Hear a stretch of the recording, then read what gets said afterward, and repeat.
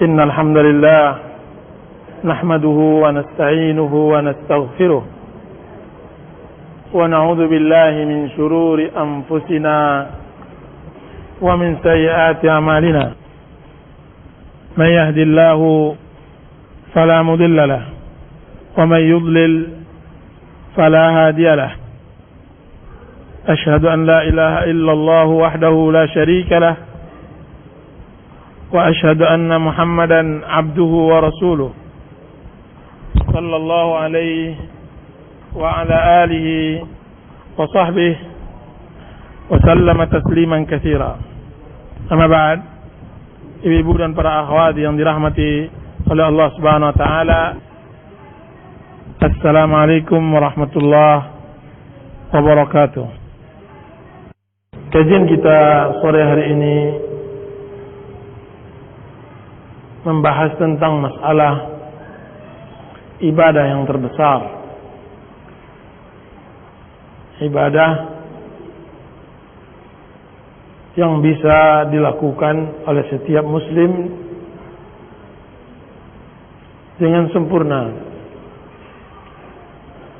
yaitu ibadah doa kepada Allah Azza wa Jalla. Rasulullah sallallahu alaihi wasallam bersabda, "Ad-du'a'u huwal ibadah." Doa adalah ibadah.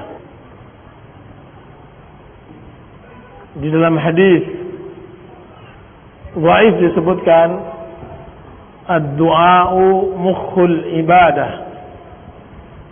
Doa adalah inti ibadah.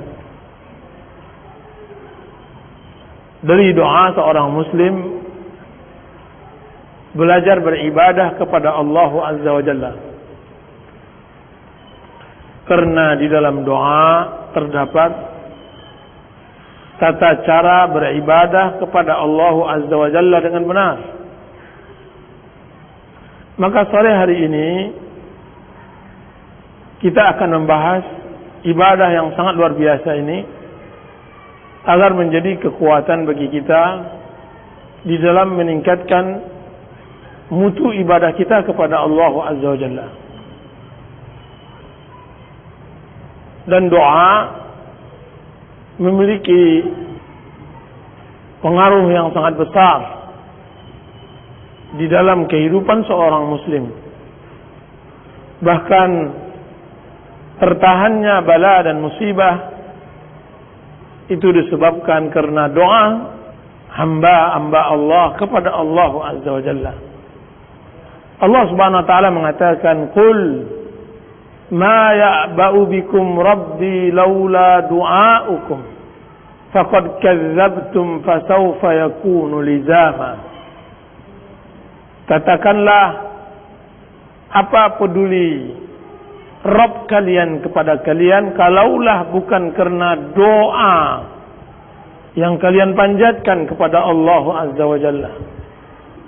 Kalaulah bukan doa yang dipanjatkan oleh seorang muslim kepada Allah Azza wa Jalla, niscaya kita akan binasa, niscaya kita akan sengsara. Dengan doa seorang muslim bisa mendapatkan apa yang ia inginkan dari kebahagiaan dunia dan kebahagiaan akhirat. Dengan doa Allah Subhanahu wa taala menjadikan sesuatu yang mustahil menjadi sesuatu kenyataan yang ada di dalam kehidupan. Dengan doa tertolak bala, tertahankan musibah. Dengan doa didatangkan rezeki, dengan doa dihasilkan keberkahan dan tertolak kesengsaraan. Dengan doa seorang muslim bisa meningkatkan hubungan dan mempererat hubungannya dengan Allah Azza wa Jalla. Makanya orang-orang terpilih dari makhluk Allah Azza wa Jalla, dari kalangan Nabi dan Rasul, disebutkan oleh Allah Subhanahu wa taala bahwa mereka berdoa, yad'una rabbahum khaufan wa tama'a, berdoa kepada Allah Subhanahu wa taala dengan rasa takut dan tamak. Takut kalau doanya tidak diterima oleh Allah Azza wa Jalla, dan tamak berharap sekali agar Allah Subhanahu wa taala memustajabkan doanya.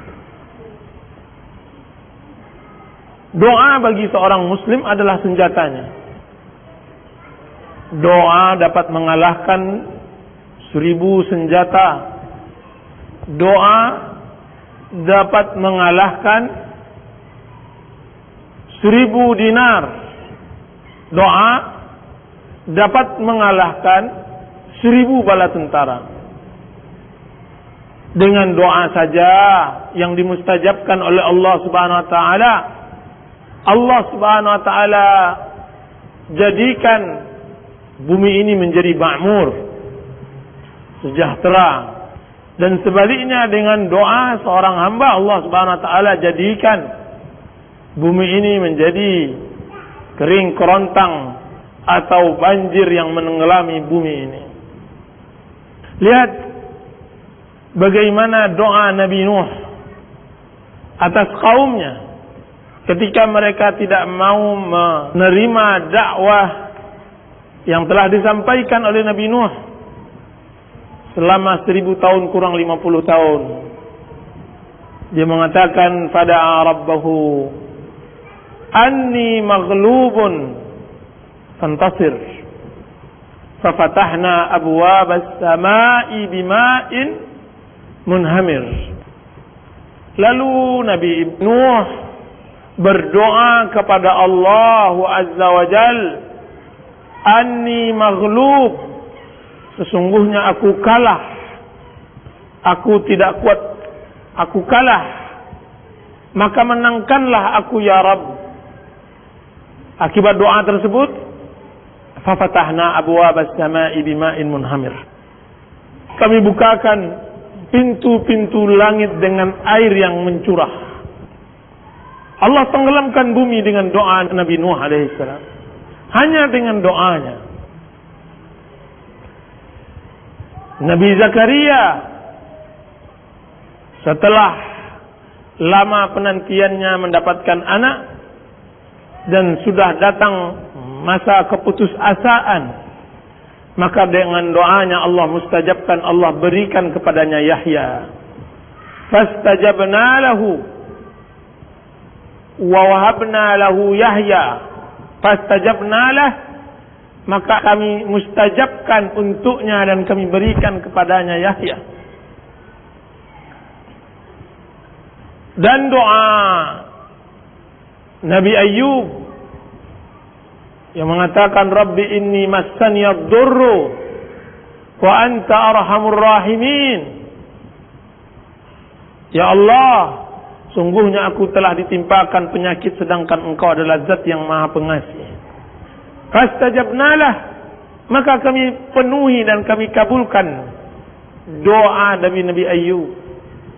Dan Zunnun, Nabi Yunus, dia berdoa, Allah mustajabkan doanya. Allah mustajabkan doa Nabi Yunus ketika ia ditelan oleh ikan hiu. Begitulah besar arti doa bagi hamba-hamba Allah yang saleh. Maka di dalam kajian kita hari ini kita akan membahas tentang masalah doa.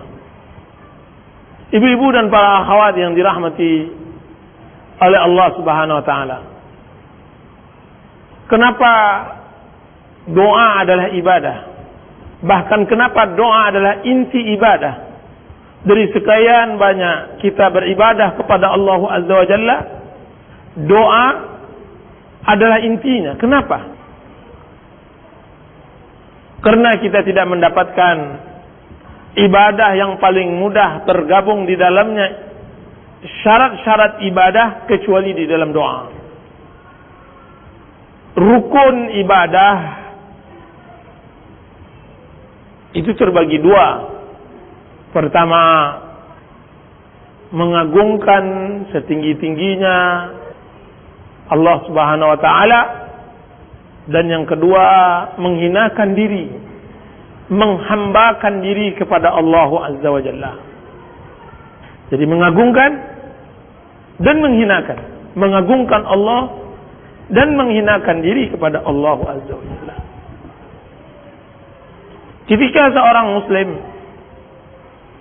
ketika ia berdoa kepada Allah, ada di dalam semua doa itu dua hal ini: membesarkan Allah dan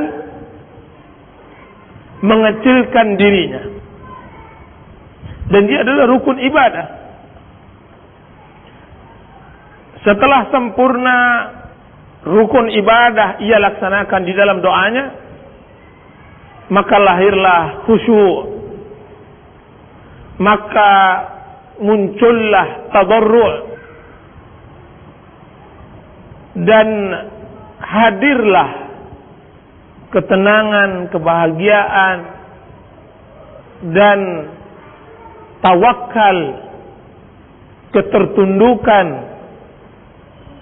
dan pelepasan diri kepada Allah Azza wa Jalla. Dan ini yang diinginkan oleh Allah Azza wa Jalla dari doa. Makanya orang yang tidak pernah berdoa kepada Allah Subhanahu wa taala disebutkan oleh Allah Subhanahu wa taala adalah orang yang sombong. Allah Subhanahu wa taala berfirman, "Innal ladzina yastakbiruna an ibadati sayadkhuluna jahannama dakhirin."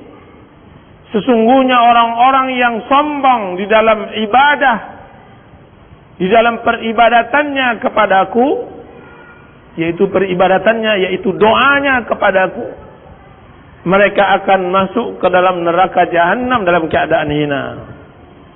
Allah sebutkan bahwa orang yang tidak berdoa adalah orang yang sombong. Kenapa? Karena ketika ia tidak berdoa berarti ia tidak lagi membutuhkan. Padahal dia adalah manusia yang lemah. Dia manusia yang sangat-sangat membutuhkan Allah. Kala innal insana la yatgha ar-ra'ahu istaghna inna ila rabbikar ruj'a. Tidak sama sekali sesungguhnya manusia dalam keadaan melampaui batas. Ketika ia melihat dirinya telah merasa cukup, tidak membutuhkan yang lainnya. Inna, apa obatnya? Inna ila rabbikar ruj'a. Sesungguhnya kepada Rabbmu lah kembali. Ibu-ibu dan para akhwat yang dirahmati oleh Allah Subhanahu wa ta'ala, jika seandainya seorang muslim ingin dimustajabkan oleh Allah Subhanahu wa taala doanya, ingin Allah Subhanahu wa taala nampakkan asar, pengaruh-pengaruh dari doanya, maka hendaklah ia melaksanakan apa yang telah diperintahkan oleh Allah Subhanahu wa taala dari syarat-syarat dan adab-adab di dalam berdoa kepada Allah. Sebelumnya Ibnul Qayyim rahimahullahu taala menyebutkan bahwa seseorang berdoa kepada Allah sama halnya dengan seseorang yang sedang memanah. Jika seandainya dia berkeinginan agar panahannya tepat sasaran, maka dia harus menyempurnakan 3 hal. Pertama, sasaran yang ia tuju harus hendaklah ia memiliki sasaran. Dan yang kedua, hendaklah ia mempunyai kekuatan untuk menarik panah yang hendak ia lemparkan. Dan yang ketiga, hendaklah ia memiliki panah yang lurus dan yang tajam. Seseorang yang memanah atau menembak tapi ia tidak memiliki sasaran, maka tidak akan pernah mengena selama-lamanya panahan atau tembakannya. Begitu sebaliknya, sasaran ada, akan tetapi panah tidak ada, atau panah bengkok, juga tidak akan sampai kepada sasaran yang benar. Begitu juga, panah sudah ada, sasaran ada, akan tetapi tidak ada tenaga yang menarik panah tersebut, maka tidak juga mengena. Begitu juga di dalam doa kepada Allah. Berdoa kepada Allahu Azza wa Jalla harus hendaklah memiliki sasaran, yaitu ikhlas dan mengharapkan ridha Allah. Benar-benar mengharapkan ridha Allah. Banyak orang yang jatuh di dalam doanya, ia tidak ikhlas. Sekurang-kurangnya hatinya lalai di dalam berdoa, sehingga tidak ikhlas. Jadi hendaklah yang dituju itu adalah Allah, tidak mensyirikatkannya di dalam doa kepada sesuatu apapun. Kemudian tarikan kekuatan yang ia butuh untuk menarik panah tersebut, dialah kemauan dan keinginan dan kebutuhan kepada Allah. Itulah yang disebut dengan keyakinan akan dimustajabkan doa oleh Allah Azza wa Jalla. Wa antum muqinuna bil ijabah. Tarikan inilah dorongan dari sebuah kebutuhan yang sangat kepada Allah. Makanya Allah Subhanahu wa taala tidak akan menerima doa seorang hamba yang hatinya kosong, lahin, ghafil, lalai, alfa dari Allah. Ibu dan para akhwat yang dirahmati oleh Allah Subhanahu wa taala, ada sebuah cerita bahwa diundanglah seorang buya ke salah satu rumah yang baru dinaiki, syukuran, walimahan. Syukuran untuk naik rumah. Kemudian berkumpullah masyarakat sekitarnya. Ketika semuanya berkumpul, disuruhlah oleh pemilik rumah untuk memulai dengan doa. Maka tidak ada lain kecuali buya yang mengangkat tangan kemudian berdoa bersama-sama. Bolehlah buya tadi mengucapkan Alhamdulillah Rabbil Alamin, muqaddimah dari doa, kemudian buya tadi berdoa pula. Diaminkan oleh jamaah. Tapi bersamaan dengan itu, piring pun diedarkan. Sambal-sambal pun diedarkan. Kebetulan lewat pula di depan buya. Buya itu menggesernya pula. Rabbana atina fid dunya hasanah, amin, kata yang lain. Piring ia geser, kemudian doa ia lanjutkan. Yang seperti itu sudah pasti tidak dimustajabkan oleh Allah Azza wa Jalla. Belum lagi tidak ada anjurannya doa bersama. Tapi coba lihat bagaimana lalainya hati.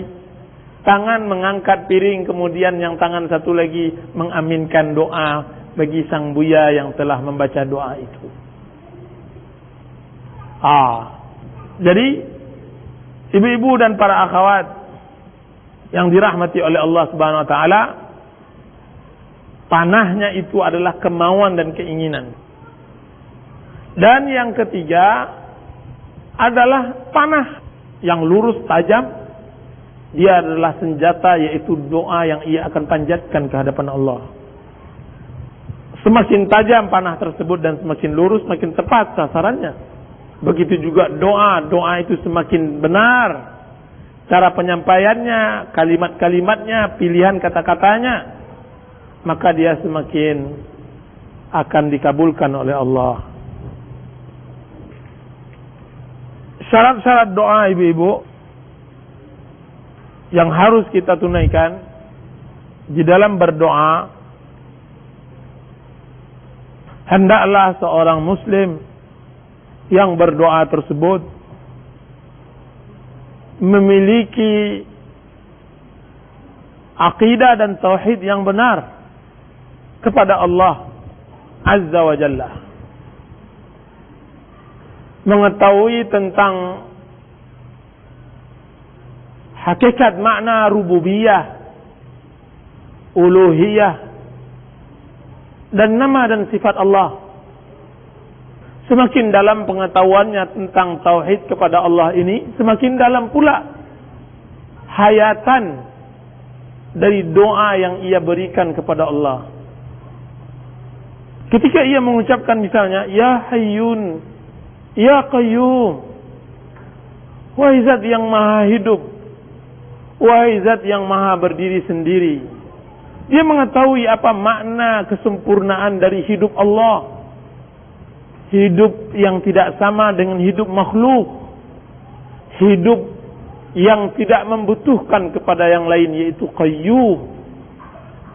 Ketika sampai makna tersebut dengan ilmu pengetahuan yang ia ketahui dari tauhid tersebut, maka penghayatan terhadap doa tersebut sangat besar. Ya Hayyun, Ya Qayyum. Disebutkan oleh para ulama kenapa sering Rasulullah SAW memanggil dengan dua nama ini, Hayy dan Qayyum. Karena disebutkan bahwa Hayyun, Qayyum adalah dua sifat yang saling membutuhkan pada sifat Allah. Ketika Allah Subhanahu wa taala Hayy, yaitu zat yang maha hidup, dia sudah pasti Qayyum, zat yang berdiri sendiri, tidak membutuhkan yang lain. Kesempurnaan qayyumiyahnya itu erat kaitannya dengan kesempurnaan kehidupan yang ia miliki. Sehingga hidupnya ia yang kekal, yang tidak akan merasakan kematian. Ketidakbutuhannya kepada makhluk mengangkatnya menjadi zat yang berhak untuk dipinta, untuk dimohon dan diharap, karena ia tidak membutuhkan. Apalagi ketika ia kaitkan dengan hadis qudsi yang Allah Subhanahu wa taala katakan, wahai anak Adam, ya ibna Adam, law anna awwalakum wa akhirakum wa insakum wa jinnakum ala atqa qalbi rajulin wahidin minkum ma zada ala mulki syai'a. Wahai anak Adam, sekiranya kalian berkumpul dari awal kalian sampai akhir kalian, jin kalian dan manusia kalian, semua kalian perhatikan orang yang paling bertakwa di antara kalian, niscaya tidak akan bertambah kekuasaanku sedikit pun. Ya ibna Adam, law anna awwalakum wa akhirakum wa insakum wa jinnakum ala afjari qalbi rajulin wahidin minkum ma naqasa min dzalika min mulki syai'a. Hai Adam, sekiranya semua kalian berkumpul dari awal penciptaan kalian sampai akhir penciptaan kalian, berkumpul manusia kalian dan jin kalian, semuanya kalian perhatikan hati iblis, makhluk yang terburuk sifat dan akhlaknya, niscaya tidak akan mengurangi sedikit pun dari kekuasaanku. Itulah Hayyun Qayyum. Jika seandainya seorang hamba lebih dalam memahami makna nama dan sifat Allah, akan semakin terpuruk ia di dalam doanya, makin terjerembab di sebuah lembah yang sangat dalam, sedalam penghayatannya kepada doa tersebut yang ia telah sampaikan kepada Allah. Jadilah ia kerdil yang tidak ada artinya di hadapan Allah. Jadilah ia bagaikan satu butir pasir di atas pantai. Jadilah ia satu lembar dedaunan di hutan belantara. Jadilah ia satu tetes air di lautan yang luas, samudra yang sangat luas sekali. Tidak ada artinya. Ya Hayyun Ya Qayyum, Ya Hayyun Ya Qayyum. Jadi kalau seandainya Anda seorang muslim hendak menjadikan doanya menjadi hal yang luar biasa, hendaklah dia benar-benar memahami tauhid. Tauhid asma wa sifat secara khusus. Karena seorang hamba sering memulai doa dengan nama-nama, memanggil nama Allah. Seorang hamba akan berdoa kepada Allah, misalnya di dalam doanya, as'aluka bikulli ismin huwalak. Aku memohon kepadamu pada setiap nama yang engkau miliki. Sammaita bihi nafsak, yang engkau telah beri namamu. Engkau telah beri dirimu dengan nama yang engkau telah berikan, lekatkan. Au 'allamtahu ahadan min khalqik, atau nama yang telah engkau ajarkan salah seorang dari makhlukmu. Au ista'sarta fi ilmil ghaibi indak, atau engkau simpan di dalam ilmu ghaib di sisimu. Semua nama yang telah engkau ajarkan kepada kami. Bukankah engkau yang memberi nama engkau adalah Razzaq, Zat yang maha pemberi rizki, Rahim, yang maha pemberi rahmat, yang maha pemberi kasih sayang, Rahim, Rahman, yang memberikan segala bentuk kasih sayangnya kepada makhluk, Ghafur, maha pengampun, dan semacamnya. Wahai Ghafur, ampunkan aku. Wahai Rahman, rahmati aku. Wahai Razzaq, limpahkan anugerahmu kepadaku, rizkimu. Ya Ghaffar, Ya Aziz, Zat yang maha mulia, muliakan diriku.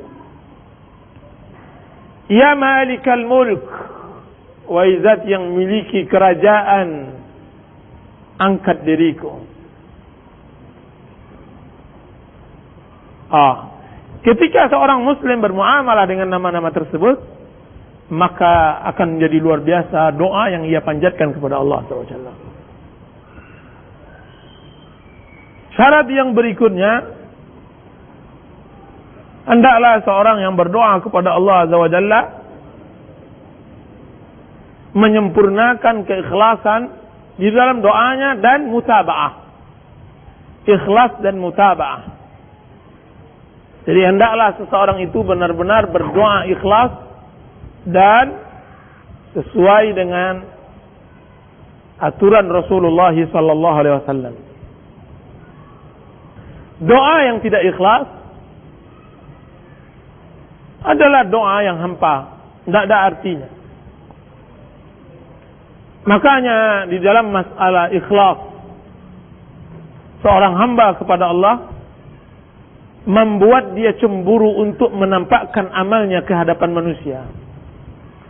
Orang-orang saleh ketika dia beribadah kepada Allah Azza wa Jalla dengan ikhlas, mengajarkannya untuk tidak berbuat riya dan sum'ah. Salah seorang tabi'in ketika ia membaca Al-Quran, berlinang air matanya, menangis kepada Allah Azza wa Jalla. Semenjak subuh ia baca Al-Quran. Tiba-tiba 1 jam 2 jam setelah ia membaca Al-Quran, datang murid-muridnya ziarah ke rumahnya. Tidak ada waktu untuk menutup. Tidak ada waktu baginya untuk menutup rahasia dirinya dengan Allah. Dia berusaha menangis, matanya memerah dan semacamnya. Kemudian ketika ia buka pintu tersebut, setelah ia bersihkan apa yang bisa ia bersihkan dari bekas-bekas tangisnya ketika membaca Al-Quran, dia mengatakan kepada murid-muridnya, ma asyaddaz zukam, ma asyaddaz zukam, alangkah kuatnya pilekku hari ini.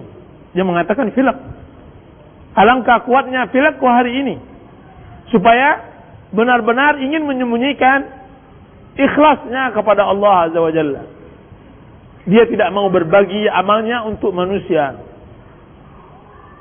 Dan mutaba'ah, mengikuti ajaran Rasulullah SAW, mengantarkan seorang muslim untuk tidak berbuat berlebih-lebih di dalam berdoa kepada Allah, untuk tidak membuat doa-doa yang tidak sesuai dengan anjuran syariat, untuk tidak berani berinovasi di dalam doa. Banyak orang-orang yang tidak mempunyai iman dan tidak memiliki ilmu berinovasi di dalam doa. Disengajakanlah, dibuatlah suara terseduh-seduh, disajakkan doa tersebut agar terasa indah dan semacamnya. Ini semuanya adalah bukti bahwa ia tidak mengikuti cara doa Rasulullah sallallahu alaihi wasallam. Jadi mutaba'ah, yaitu seorang muslim berusaha semaksimal mungkin benar-benar di dalam doanya mengikuti ajaran Rasulullah sallallahu alaihi wasallam. Syarat yang berikutnya, hendaklah ia mencoba makan dari makanan yang halal, pakaian dari hasil yang halal, tempat dari makanan yang halal. Jadi thayyibul mat'am, baik makannya, baik pakaiannya, ini adalah syarat dari dan adab dari berdoa. Rasulullah SAW bersabda bahwa seseorang bersafar dan berdebu, kemudian ia mengangkat kedua tangannya, kemudian dia mengatakan, Ya Rabbi, Ya Rabbi, wahai Rabbku, yaitu berdoa kepada Allah. Sedangkan makanannya haram, pakaian yang ia pakai haram. Apa kata Rasulullah SAW? Anna yustajabu lahu. Bagaimana pula Allah akan memustajabkan doanya? Sekiranya ia telah berusaha untuk mencari tempat-tempat mustajab doa dari musafirnya ia, dari berdebunya pakaiannya, dari mengangkat kedua tangannya, dari diulang-ulangnya doa tersebut. Akan tetapi yang ia makan haram, nafas yang keluar dari doa tersebut haram, pakaian yang ia pakai haram, suaminya bekerja yang haram tidak pernah dilarang, ikut serta makan haram. Tahu suaminya berbuat riba, dibiarkan saja, ikut serta dalam makan riba. Tahu suaminya mencari harta dengan cara sogok menyogok, haram, ikut serta di dalam juga. Tahu suaminya mulai berani main judi di dalam perdagangan, ikut serta dan didiamkan juga, haram. Bagaimana pula kita berdoa untuk perbaikan anak agar anak-anak itu soleh, Allah akan mustajabkan doa kita, anak-anak menjadi soleh. Bagaimana pula rumah tangga akan bahagia pada setiap salat yang kita berikan kepada Allah, ya Allah berikan kepada saya kebahagiaan di dalam rumah tangga, padahal makanan kita haram. Anna yustajabulah, mana mustajab? Bagaimana Allah akan mustajabkan doa yang kita panjatkan kepada Allah Azza wa Jalla? Lihat pesan seorang ibu yang salihah kepada suaminya ketika hendak berangkat, hendak bekerja. Dia mengatakan, Ya zawji, nasbiru ala al-ju'i wal atas, wala nasbir ala azabin nar, atau wala nasbir ala nari jahannam. Wahai suamiku, sungguhnya kami sabar menanti di atas kelaparan dan kehausan, akan kami tidak sabar atas api neraka jahannam,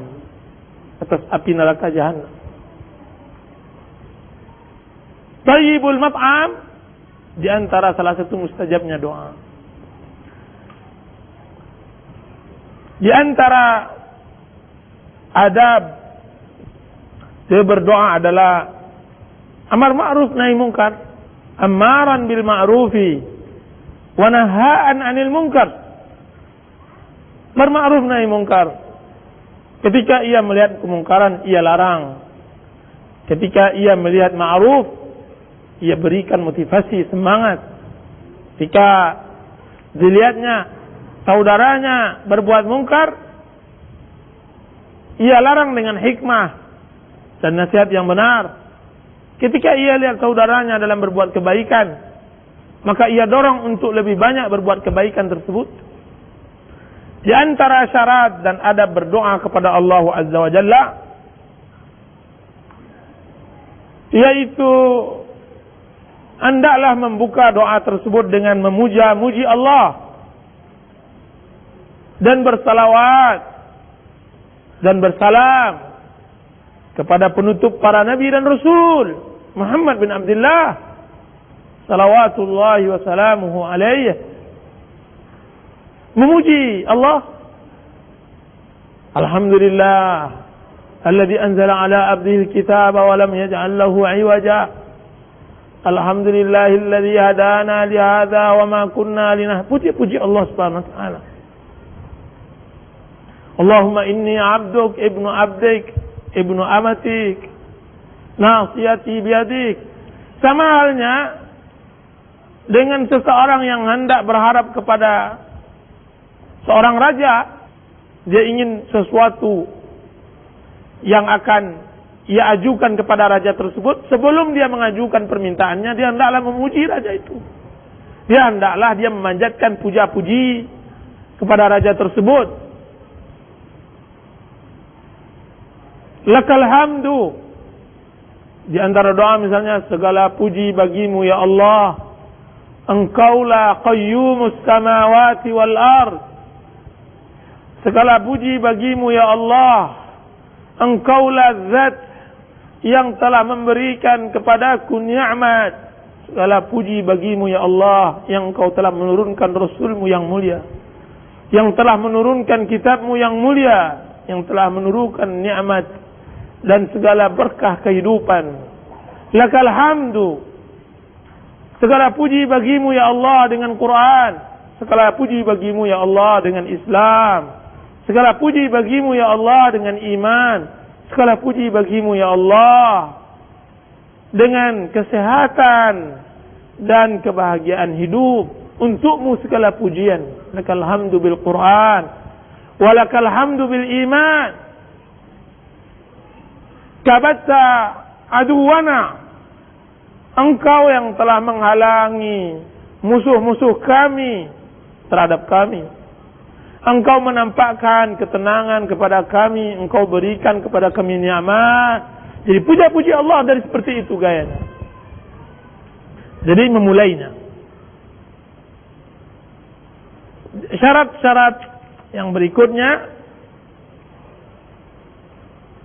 yakin dengan ijabah Allah, bahwa Allah akan mustajabkan doa. Sebagaimana dalam hadis dikatakan, wa antum muqinuna bil ijabah. Sedangkan kalian yakin dengan pemustajaban Allah Azza wa Jalla. Di antara syarat yang berikutnya adalah bertawassul kepada Allah dengan tauhid, dengan nama dan sifatnya dan amal-amal saleh kita. Kemudian baru kita memohon kepada Allah. Di sini berarti ada 3 urutan di dalam berdoa. Pertama, memohon kepada Allah dengan nama dan sifatnya. Allah Subhanahu wa taala mengatakan, walillah al-asmaul husna fad'uuhu biha. Sungguhnya Allah memiliki nama dan sifat, sifat-sifat, nama-nama yang baik. Maka berdoalah kalian dengan nama-nama tersebut. Maka kita berdoa kepada Allah dengan nama dan sifat Allah Azza wa Jalla. Syarat yang kedua, memohon kepada Allah Subhanahu wa taala dengan kebutuhan kita kepada Allah dan dengan kehinaan diri kita di hadapan Allah dan dengan amal saleh yang kita telah berikan kepada Allah Azza wa Jalla. Katakan misalnya kepada Allah, ya Allah, akulah ini hambamu yang hina, akulah hambamu yang tidak ada artinya di hadapanmu, hambamu yang banyak dosanya, hambamu yang datang kepadamu dalam keadaan berdosa, salah, lalai, yang alfa, hambamu yang bersempoh ke hadapanmu, tiada daya, tiada upaya, la hawla wa la quwwata illa bik. Tidak ada daya dan upaya kecuali Engkau. Hamba-Mu yang hina, yang sekarang di hadapan-Mu memohon dan meminta. Ajukan doa seperti itu kepada Allah. Dan yang ketiga, memohon kepada Allah dengan permintaan hajat kita. Memohon kepada Allah hajat kita setelah kita melakukan hal yang seperti itu. Dan syarat-syarat yang berikutnya, hendaklah seorang muslim di dalam adabnya berdoa kepada Allah memperbanyak doa ketika lapang. Di dalam hadis disebutkan, man sarrahu ay yastajib Allahu lahu 'inda syada'id wal kurab falyuksirid du'a fir rakha. Barang siapa yang hendak berbahagia, Allah mustajabkan doanya dalam kesusahan dan mara bahaya, maka hendaklah ia memperbanyak doanya dalam kelapangan. Fazkuruni azkurkum. Ingatlah aku, niscaya aku akan ingat kepada kalian. Ingatlah Allah dalam masa lapang, niscaya Allah akan ingat pada masa. Sehingga nanti suatu saat kalau seandainya datang musibah, Allah akan mustajabkan doa kita. Seakan-akan Allah mendengar jeritan doa seorang hamba. Kemudian Allah mengatakan, hambaku si fulan yang berdoa ketika masa lapangnya, wahai Jibril, dengarkan apa yang dia doakan masa sempitnya. Di antara adab di dalam doa, nyinyir di dalam berdoa. Selalu mengulang-ulang doa tersebut. Karena di dalam hadis disebutkan,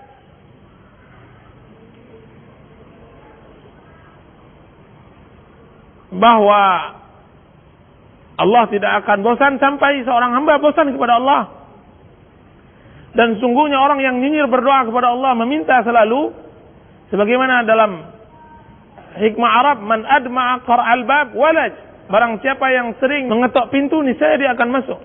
Jika seandainya seseorang selalu mengetok pintu Allah, niscaya Allah akan mustajabkan doanya.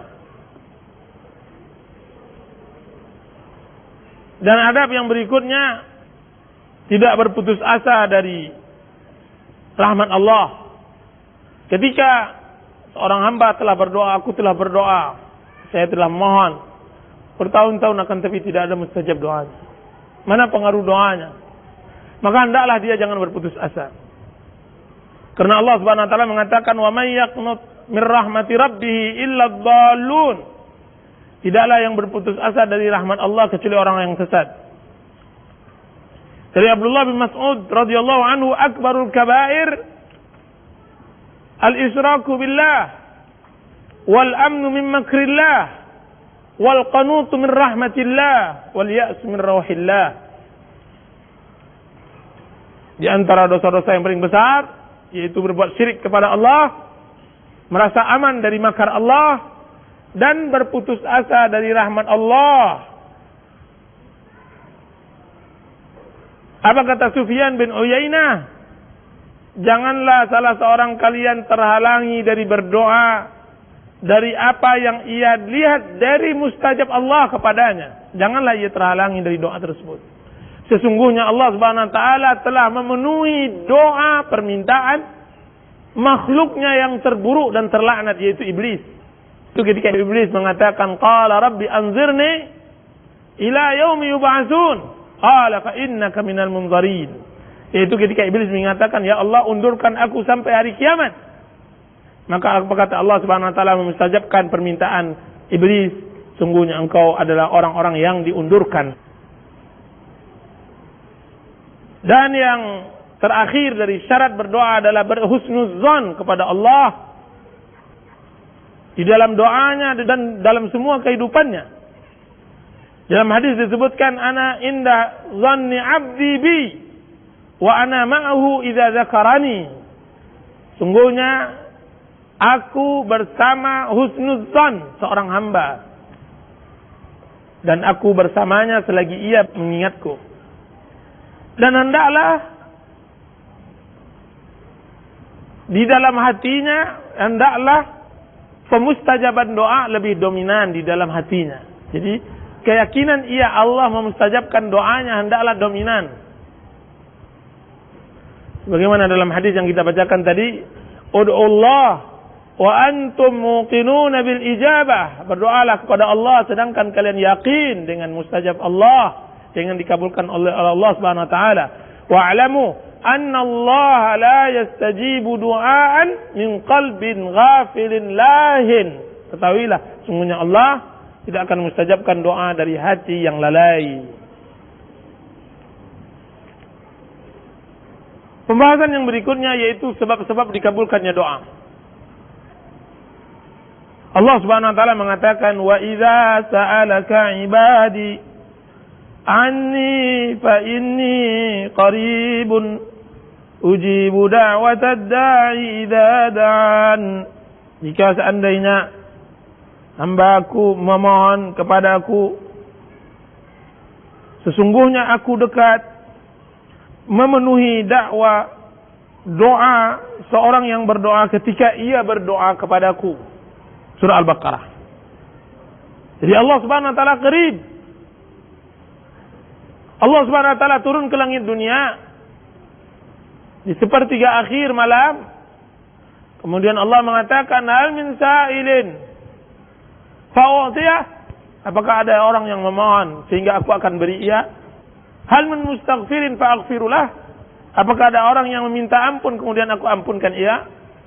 Hal min da'in fa'astajibulah. Apakah ada orang yang berdoa kemudian Aku mustajabkan doanya? Allah meminta hamba-hambanya untuk melakukan hal seperti itu. Jika seandainya hal yang begitu, apa sebab-sebab dari dimustajabkannya doa? Maka ia terbagi dua. Pertama, sebab zahir dan sebab batin. Sebab zahir yaitu dengan mendahului doa tersebut dengan amal saleh seperti sedekah. Anda hendak berdoa, sedekah dulu si fakir miskin yang memohon. Atau berwudu atau salat, mengangkat kedua tangan. Mencari waktu-waktu yang mustajab. Waktu yang mustajab. Bagian salaf ketika ia berdoa dia bersedekah dahulu. Waktu-waktu yang mustajab itu dalam tahunan, misalnya doa hari Arafah atau di tempat-tempat masail haji, mencari malam Lailatul Qadar dalam bulan seperti bulan Ramadan, terutama di 10 akhir Ramadan, dalam mingguan seperti hari Jumat, atau antara imam duduk di mimbar sampai selesai salat tersebut dari hari Jumat tersebut, dalam hitungan waktu sahur, pertengahan akhir malam, atau suatu waktu di hari Jumat, atau dikatakan bahwa dia adalah akhir waktu setelah salat asar. Itu waktu-waktu yang mustajab. Adapun tempat-tempat yang mustajab seperti Mekah atau di tempat-tempat Masyairul Haram. Adapun keadaan-keadaan yang mustajab ketika berperang, bertemunya dua tentara, bala tentara, yang satu muslim, yang satu kafir, berdoalah kepada Allah Azza wa Jalla. Ketika turunnya hujan, ketika berwudu, ketika azan, antara azan dengan iqamah, ketika hendak ditegakkan salat wajib, ketika sujud, ketika sebelum salam, ketika berpuasa, ketika hendak berbuka, doa orang yang haji hendak berangkat haji, doa orang yang dizalimi, doa imam yang adil, doa orang tua, doa setelah mengkhatamkan Al-Quran, doa di dalam majlis ta'lim, atau sedang berkumpulnya kaum muslimin, atau sedang terbangun tengah malam, ketika ia mengucapkan la ilaha illallah, ketika ia mendengar kokokan ayam, ketika doa orang sakit ketika sampai ia sembuh, atau orang yang menghadiri orang yang sakit atau orang yang meninggal, atau doa seorang muslim kepada saudaranya dari kejauhan, atau doa musafir, atau doa orang yang terdesak, Atau orang yang mau hendak tidur. Atau, dan juga diriwayatkan ketika melihat Ka'bah. Nah, itu keadaan-keadaan yang dimustajabkan oleh Allah Azza wa Jalla. Apa semua ibu-ibu? Ya, itu berarti ada 3. Itu zahir. Jadi sebab-sebab zahir itu tadi, yaitu salah satunya menggunakan kesempatan, waktu, tempat, dan keadaan yang mustajab. Adapun sebab batin yang membuat seorang doa awang dimustajabkan oleh Allah Subhanahu wa taala adalah mendahului doa tersebut dengan taubat yang nasuh. Inni atubu wa la aub. Ya Allah, aku bertaubat dan tidak akan kembali lagi berbuatnya. Mengembalikan kezaliman. Hak-hak orang yang kita ambil, kita balikkan. Ya fulan, ya allan, ya anu. Ini sesuatu yang aku ambil, maka ridhakanlah. Memperbagus makanan, minuman, pakaian, tempat tinggal, kendaraan dari mata pencarian yang halal. Di antara sebab-sebab batin, menjauhi semua dosa dan maksiat. Di antara sebab-sebab yang batin, menjauhi segala syubhat. Di antara sebab-sebab yang batin, menghadirkan hati, yakin kepada Allah, kuat harapan kepada Allah, dan penyerahan diri kepada Allah. Penyerahan diri kepada Allah dan menjauhi keputusasaan. 6.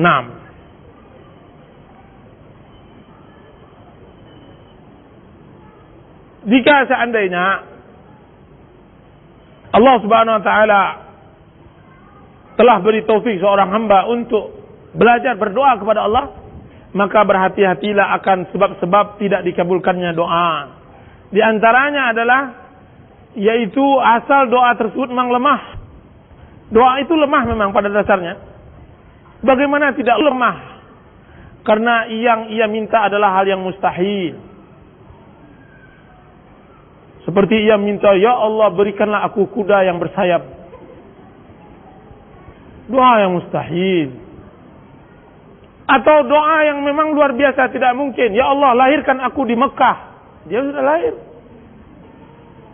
Ya Allah jadikan suamiku perempuan. Nah, misalnya. Entah marah gara-gara apa, tidak tahu. Dia minta berdoa begitu. Itu mustahil dan itu lemah dan mustahil mustajabnya. Ada salah seorang ulama, kalau saya tidak salah namanya Utbatul Ghulam.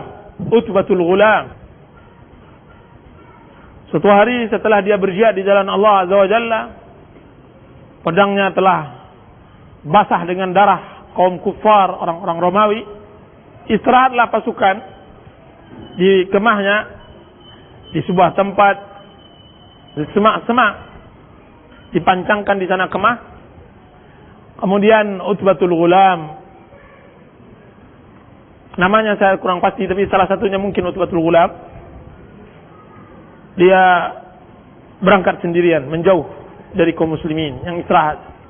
Sampailah ia di dalam sebuah rimbunan semak, kemudian ia masuk ke dalamnya. Ia tambatkan kudanya, kemudian ia masuk ke dalamnya.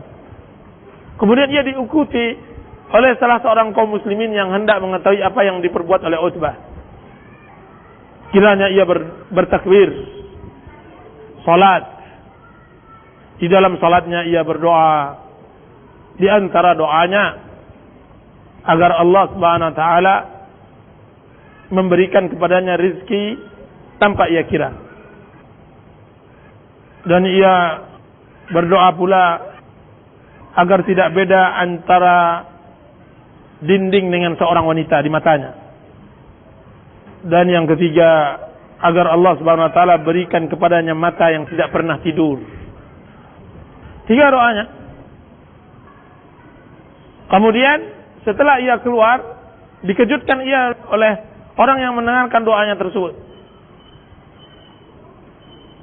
Sebelum dia menutup doanya tadi, dia menyampaikan kata-katanya, ya Allah, semua orang dimustajabkan doanya kecuali Utbah. Utbah, engkau tidak mustajabkan doanya. Ketika itulah dia dihampiri oleh kaum muslimin tersebut, menanyakan apa yang didoakan oleh Utbah tersebut. Maka dia sebutkan 3 hal tersebut. Apa katanya? Sedangkan rezeki yang tanpa ia kira telah ia dapatkan setiap ia masuk rumah datang rezeki tersebut. Sedangkan tentang wanita yang ia lihat wanita dengan dinding sama saja, maka ia telah lihat. Apa katanya? Tidak beda bagiku wanita dengan dinding, sama saja. Akan tapi satu hal yang belum Allah mustajabkan, yaitu Allah Subhanahu wa taala berikan kepadanya mata yang tidak pernah tidur. Dia masih tidur walaupun sejam atau 2 jam semacam. Yang jelas, apa kata sahabatnya tadi? Subhanallah, wahai Utbah, sesungguhnya Allah Subhanahu wa taala tidak mustajabkan doa engkau yang ketiga tersebut bukan karena apa-apa, akan tapi karena bukti kasih sayang Allah kepada engkau. Bukti kasih sayang Allah kepada engkau. 6. Jadi sebab terhalangi pengkabulan doa itu disebabkan karena pada hakikatnya doa itu lemah. Atau yang kedua, karena orang yang berdoa itu lemah. Karena lemahnya hatinya ketika menghadap Allah. Seperti lemahnya orang yang hendak meminta kepada petinggi, seorang raja, akan tapi dia tidak pandai cara memintanya kepada raja tersebut. Ketika sampai di hadapannya, maka tidak ada ucapan yang bisa keluar. Ada. Tidak bisa, akhirnya tidak mustajab. Karena lemah orang tersebut. Atau yang ketiga, yaitu penghalangnya disebabkan karena ia telah melakukan sesuatu maksiat kepada Allah. Seperti makan yang haram, minum yang haram, tempat tinggal yang haram, atau bekerja dalam pekerjaan yang haram dan semacamnya. Begitu juga maksiat, bid'ah dan yang lainnya. Ya, itu 3 sebab-sebab terhalanginya doa. Mudah-mudahan ada manfaatnya. Wa sallallahu ala nabiyyina Muhammadin wa ala alihi wa sahbihi wasallam. Wassalamualaikum warahmatullahi wabarakatuh. Silakan, ada pertanyaan Ibu-ibu. Di sini ada pertanyaan, apa hukumnya mengangkat tangan di dalam berdoa? Hukum mengangkat tangan di dalam berdoa adalah syarat dimustajabkannya doa. Jadi hukum mengangkat tangan di dalam berdoa itu dianjurkan. Bahkan dia adalah syarat dimustajabkannya doa kita. Jadi hukum asal di dalam berdoa mengangkat tangan. Dan mengangkat tangan itu,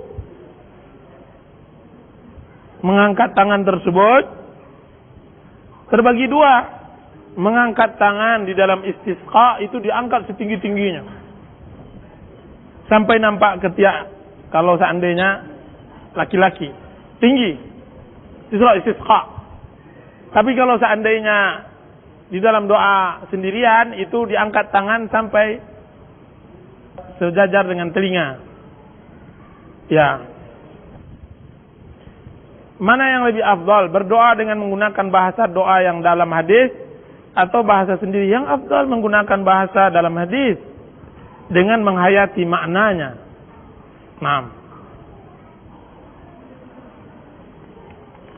Ustaz, apa maksud berdoa pada saat melihat orang meninggal?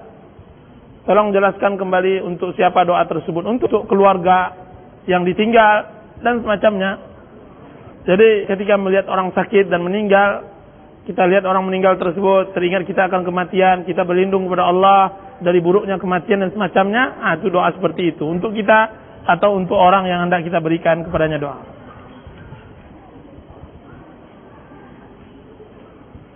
Ustaz, apakah boleh kita berzikir sambil mengerjakan pekerjaan rumah tangga? Dan apakah zikir itu diterima oleh Allah? Ya.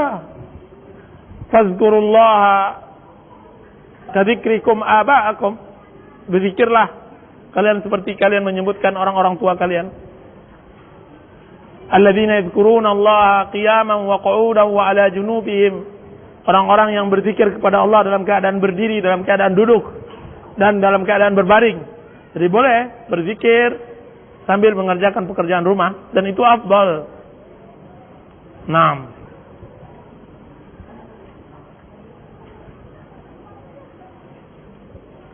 Ustaz, suami saya seorang PNS, tapi dia jarang pergi kerja dan selalu diingatkan bahwa tidak halal gaji yang diterima tapi tidak dihiraukan.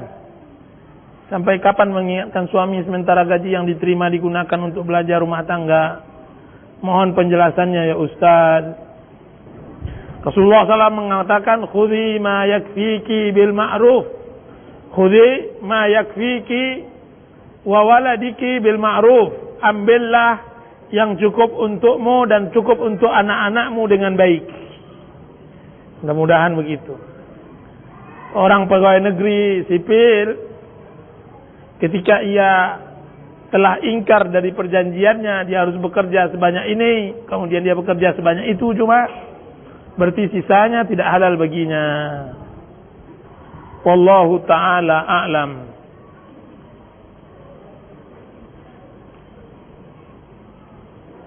Ustaz, bagaimana dengan kaset CD Asmaul Husna yang disyairkan tapi tanpa musik?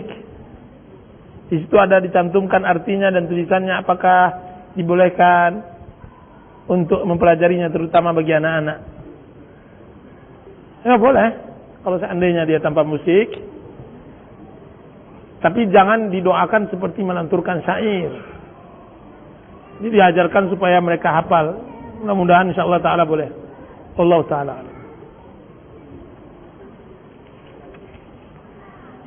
Karena seorang medis dan membuka praktek bersalin di rumah, ke klinik, ada rasa hati pengen memakai cadar, cuma ada rasa kendala dari faktor lingkungan, tempat tinggal dan profesi. Yang ana tanyakan, apa hukum dari cadar? Apakah berdosa tidak memakai cadar? Hukum cadar para ulama berselisih. Setelah mereka sepakat, tidak ada seorang pun yang memakruhkan. Semuanya minimal menjawab hukum cadar tersebut sunnah yang dianjurkan untuk melakukan. Para ulama berselisih tentang masalah ini. Sebagian ulama mewajibkan dan sebagian ulama menganjurkan, mengatakan bahwa menggunakan cadar itu sunnah. Apakah berdosa tidak memakai cadar? Tergantung dari yang rajih, yang kuat menurut kita. Kalau seandainya hukumnya wajib, berarti dia berdosa. Jadi kalau dia sunnah, maka dia tidak berdosa. Dan bagaimana hukum dari profesi anak, yaitu tenaga medis? Jika seandainya di dalam pekerjaan tersebut tidak ada maksiatnya, tidak ada ikhtilat, tidak ada khalwat dan semacamnya, maka dia halal. Halal setelah ia menunaikan hak dan kewajiban, kalau seandainya dia seorang ibu atau seorang istri. Wallahu ta'ala a'lam.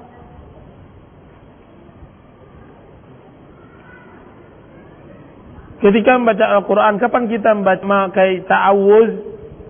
Ta'awuz di awal kali kita membaca Al-Quran, kita membaca ta'awuz.